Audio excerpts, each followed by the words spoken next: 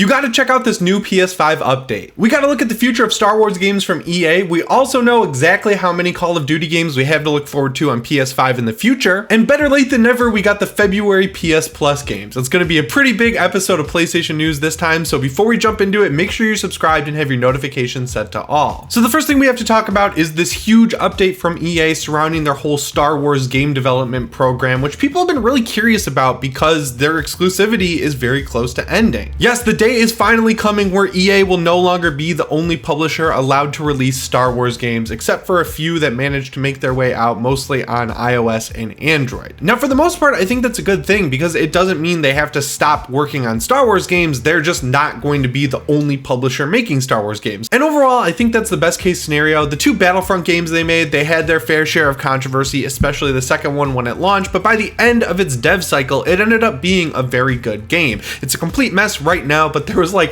a 6-month to 1-year window there where it was really fun to play and not a complete mess. And those are some of the best gaming memories I have, especially as a huge Star Wars fan. And then Jedi Fallen Order managed to defy everyone's expectations and become one of the best Star Wars games ever made. I absolutely love it. I'm replaying it right now just because of this announcement we're going to talk about, because EA is making 3 more Star Wars games. So Respawn Entertainment is kind of overseeing all of these games to varying degrees. The first one being, of course, Jedi Fallen Order 2. I think it's going to have a different title, like it's going to be called Star Wars Jedi : something else, which makes a lot of sense because Fallen Order is sort of like a subtitle. I saw some people on Twitter saying that they want to play as Seer in this one and not Cal, and I just don't get that, honestly. I think Cal is a pretty solid character at the beginning of the game, and by the end of the game, I really enjoyed playing as him. He really hit his prime by the end of that game's story, so to take the control away from him right when he's finally got all of these force powers unlocked and he's a true Jedi, and I really wouldn't want to play as someone else unless there was like a sequence where you got to play as an Inquisitor or something like that. Obviously, I wouldn't want to play the entire game as an Inquisitor, but that's really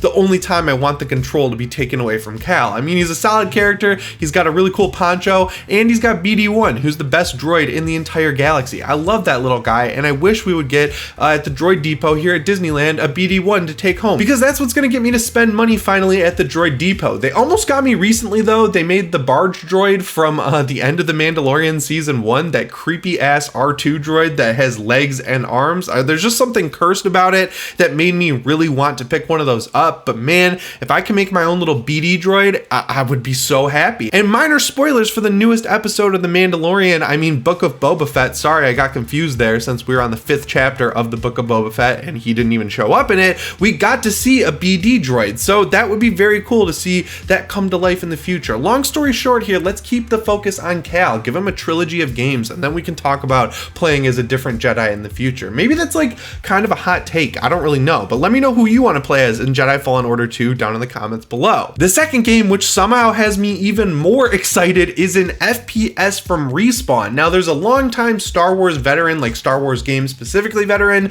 who has overseen games of varying degrees of quality working on this one, but at the end of the day, it's a Star Wars FPS from Respawn. I want it, I want to play it, I don't want to wait for it. I hope it comes out sooner rather than later, and I also hope it has a multiplayer component because I would love to have a Call of Duty quick time to kill style multiplayer game on the PlayStation 5 that's Star Wars themed. I don't feel like that's hard to ask for really, and I also think it would be a slam dunk. Interestingly, it might be tied into Battlefront in some way because a lot of the actors who worked on the Battlefront 2 story were like tweeting or posting on Instagram that they were back in their costumes, their mocap rigs for something new. Everyone thought it was Battlefront 3, but obviously DICE is having some huge problems with Battlefield 2042, and I don't think they're going to be working on Battlefront 3 anytime soon, so maybe these characters are going to be used in this Respawn game. I don't really know. I don't really think that's a great idea. I thought the Battlefront 2 campaign was fine, but the marketing made it seem like it was going to be a lot better than it was. The story was okay at best, really. It had a lot of cool cutscenes, it brought in a lot of cool lore like Operation Cinder, and it really didn't come into its own for me until we got the DLC where you got to have Iden Verso hanging out with their daughter. That really was a lot better than the rest of the campaign, which sort of was very mid-tone and fell flat by the end of it. So yeah, I don't know. I feel like those characters' stories are kind of wrapped up by the end of that game, so maybe let's do something new, Respawn. I would like to see some new characters from you guys since, again, they did such a good job with Cal Kestis and his squad in Jedi Fallen Order. I want to see more of those characters, more stuff that you guys come up with. And then the third game is the one I'm least excited about, but it's the most interesting game here, I think, because it's being made by a new studio called Bit Reactor, and the person leading this project is the former art director on XCOM 2. Now, if you're a PC gamer, in addition to being a PlayStation gamer, you might have played these new XCOM remakes, and they're extremely good. I love them.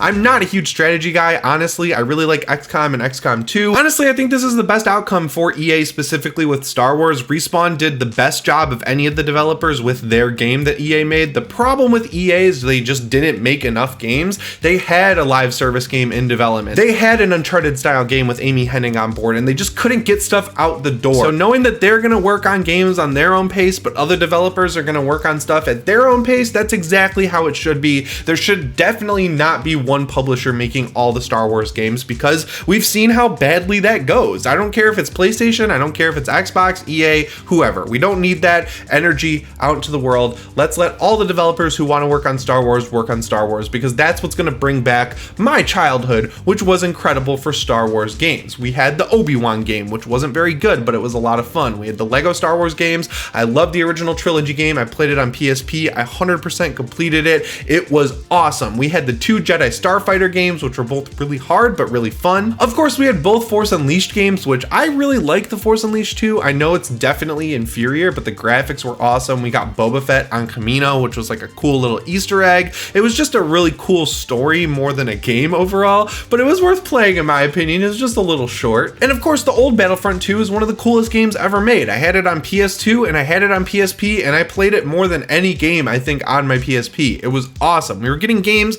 in the Star Wars universe left and right. I mean, the 2 KOTOR games too, just off the top of my head. I want to get back to that. We're getting a KOTOR remake. We're getting this FPS from Respawn. We're getting a Jedi Fallen Order sequel. We're getting an RTS from EA, which actually sounds pretty cool. And Lego Star Wars The Skywalker Saga is coming out very soon, and it looks like a real full-fledged AAA Star Wars game that takes you through the entire series. I'm so excited for that because the gameplay looks so much better than how it was when I was a kid. So yeah, it's a great time to be a Star Wars fan. And then way off in the distance, we have apparently Star Wars Eclipse to look forward to from Quantic Dream. That's allegedly going to happen. I guess the game's supposed to be coming out in like 2025, so I'm not really gonna get my hopes up. And of course, my holy grail Star Wars game is a looter shooter from Massive Entertainment. Hopefully Ubisoft treats the Star Wars IP better than EA did, because I would love to see a looter shooter actually come out and be good in the Star Wars universe. And I love The Division 2. I think it's great. I think it's underrated. I think it's underplayed. I would love to see everything they put into that game and learn from that game be fixed and made better for the Star Wars universe, and I think Massive can do it. So yeah, long story short, it's a great time to be a Star Wars fan, especially in video games. Next up, we have a small update on this whole Call of Duty situation. It's nothing crazy. We know that Phil Spencer said that he's going to continue to release Call of Duty games on PlayStation, at least for the time being. And the update there is that Bloomberg is reporting that before this deal was even being talked about, PlayStation and Activision signed a deal to have at least 3 more Call of Duty games come out on PS5, and Warzone 2, which is apparently coming out in 2023. It was like stealth announced in this Bloomberg article, which was actually kind of crazy because I never thought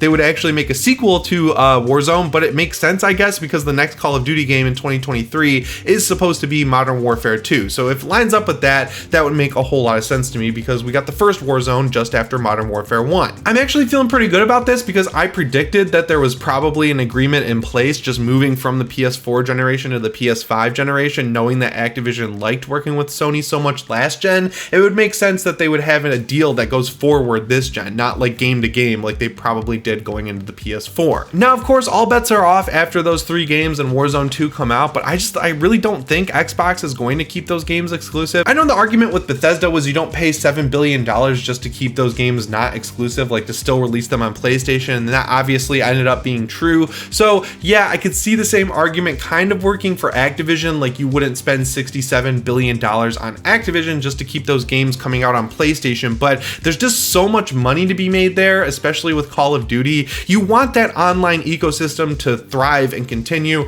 especially with Warzone. You want as many people playing it as possible. I just feel like it doesn't actually help Microsoft Microsoft to keep those games exclusive to Xbox and PC, and at the very least their marketing there can say, well, you can pay $70 to play it on your PS5, or you can sign up for Game Pass and just keep paying for that every month and keep playing Call of Duty as long as you want. And that's a pretty good deal for a lot of people who are looking at like a Series S or a PlayStation 5. But my vote still goes to the PlayStation 5. You can pay $100 more, get a digital PlayStation 5 that runs games a lot better than the Xbox Series S. And honestly, all of this ties into the point I brought up last video that a lot of you actually seem to agree with. You really got to consider how many games you're actually going to play on Game Pass. If you're playing everything that comes out, like Halo Infinite and Forza Horizon 5 and Psychonauts 2, eventually Call of Duty, Hellblade, like all of these different indie games that are dropping every month, then yeah, Game Pass is probably a good option for you. But if you're only playing Halo and just sticking with that multiplayer, it's actually cheaper for you to just buy the game outright. Like, it's on sale for $48 right now if you really want to play the campaign, and you don't need Xbox Live or Game Pass to play the multiplayer. So you really got to weigh how many games you're actually playing on this service, and I would hazard a guess that if you're a PlayStation player, you're much more excited to just buy the couple games a year Sony releases because they're going to be so much better than what you can get anywhere else. And I feel like Microsoft, they can buy all the studios they want, but they're going to have a tough time competing with Sony until they start releasing some games with these developers, because up until now, they haven't really done a whole lot of that. Next up, we finally have the PS Plus games for February, and I can kind of see why Sony waited so long to give them to us, because man, this month is not great. None of the games are necessarily bad, it's just none of them stand out as especially good, and it's just not a good time for Sony to not have a great month of PS Plus, if you know what I'm talking about. So the first game you're going to get is EA Sports UFC 4. I actually might check this one out because I think it has a pretty crazy character creator, so it'd be kind of fun to create like a horrific looking freak to take through the UFC ranks. I just think that'd be kind of fun, and it's free on PS Plus, so I don't have to pay any money for it. Next up is Tiny Tina's Assault on Dragon Keep, a Wonderlands One-shot Adventure. This one is not really a new game, it's a DLC from Borderlands 2 that they separated out, and it's sort of like the prequel to the full-on Wonderlands game. I mentioned this in another video, but I'm pretty Borderlands out at this point. I don't really have the energy to go through that humor, and out of all the side characters in Borderlands, just gotta be real with you guys, Tiny Tina is the most annoying to me. So I don't know, this one might be worth checking out if you just want to play through some Borderlands action over a weekend. I remember it getting good reviews when it came out. It's just not what I'm looking for right now at this point in time. And then the third game kind of saves this month. It's Planet Coaster, which is basically Roller Coaster Tycoon but modernized. I know people really like this game, and a lot of people I've seen are excited about it. It actually was trending on Twitter all day. Me personally, I'm more into the Jurassic Park Evolution series. I'm just more into that kind of a theme park builder, but if you do like these Roller Coaster Tycoon style games, this one's definitely worth at least adding to your download list. And this one is being updated to run better on PS5, which is cool. And last month's PS Plus games are the ones you're definitely going to want to add to your account because they're actually really good. Like, last month was a great month for PS Plus. The first option for PS5 is Deep Rock Galactic. It's a co-op game that people genuinely love. I've seen so many great reviews for it over on Xbox and PC. It seems like an awesome game to check out on PlayStation with friends, so definitely grab that one. The second game you're getting is the sequel to Persona 5. I don't really know if it's canon or like official, but people really like the story in it. Persona 5 Strikers. It's a Musou, so think something like Hyrule Warriors. People really like the way those games are now versus how they were back in the day. They used to kind of just be mediocre, but I guess they're pretty good now, and I've heard great things about this one. My buddies who love Persona 5 and Persona 5 Royal absolutely love the sequel follow-up to it, so at least add that to your account. And then finally, you're getting one of the PS5's launch titles in Dirt 5, which I think got pretty good reviews. It takes advantage of most of the PS5's features. It has pretty good graphics. I know a lot of people who like the whole simulation style racing that Dirt used to provide don't love it as much, but if you're into more arcadey style racing, this seems like a great game to check out. So yeah, you've got a little bit more time to add those to your account before the calendar flips over to February, and then once it does, you're going to get 3 more games that range from pretty good to mediocre. You know, it's not a great month, it's not a bad month, it's a mid-month. I'd say right now the one thing besides games PlayStation fans are really looking forward to is of course that big firmware update that's going to clean up a few more features that are missing from the PS5 that a lot of people agree should have been there from launch. One of the big things people want are themes for their dashboard. I am definitely in that camp. I'm sick of being presented with Fortnite ads every time I turn on my PS5 to play games or watch the Book of Boba Fett. I hate seeing the Fortnite ads. I would really like to see a custom theme that I pick. The PS4 had it, the Vita had it, the PSP had it. Let's make it happen, Sony. The next thing people want is a web browser. I think Sony's probably going to hold off on that a little bit longer because that's obviously the easiest way to hack the PS5 as browsers get more advanced, but it does kind of suck that Xbox has the full-on Edge browser on the Xbox Series X,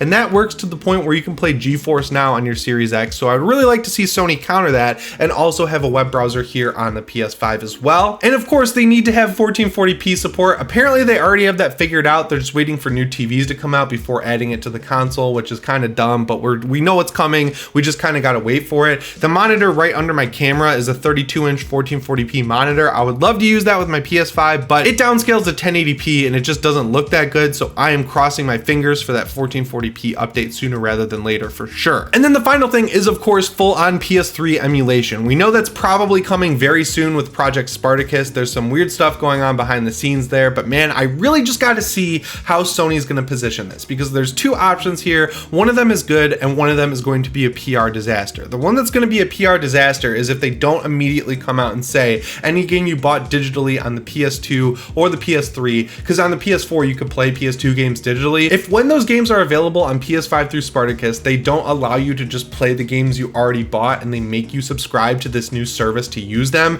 that's going to be a complete mess. They definitely can't afford that PR disaster. I just kind of have a feeling that that's how it's going to work, and it's going to be really frustrating because I bought so many games digitally on the PS3 that I feel like if they have the ability to let them run on the PS5, I should just be able to download them because I already bought them. You know what I'm saying? So that's what we're looking forward to, but it seems like Sony is actually priming us for a new update because they released a very small one that added a cool feature to the PS5. So when you turn on your PS5 after watching this video, you should have the feature already enabled. So go to the media gallery where you save your screenshots and your screen recordings, and you should get a little pop-up for automatic uploads. And if you enable automatic uploads, what that's going to do is every time you take a screenshot or a screen recording, it's going to beam it straight to your PlayStation app on your phone, and from there you'll be able to save these things to your camera roll, and from that point you can share them on Discord, you can share them on Twitter, you can message them to your friends. It's kind of like exactly how it should have worked from the beginning, because that was a feature on other consoles for a long time, but I'm glad Sony finally added it. Now the weird wrinkle here is that this went live this morning, and there's a Verge article and a bunch of other articles that say it worked great, but then apparently Sony pulled it back because it wasn't working for a few people, but then I got an update that said it's back on the system. So hopefully by the time you see this video, that feature is working. It's not the greatest feature in the world, but it's a cool little update, and I always love when Sony adds new features to the console because it makes that $500 sting just a little bit less. Anyway guys, that's all the PlayStation news I have for today, so make sure you let me know what you think down in the comments below, and remember to subscribe and set your notifications to all if you haven't already. As always, my name is Jimmy Champagne, and I'll see you in the next one. Thanks for watching.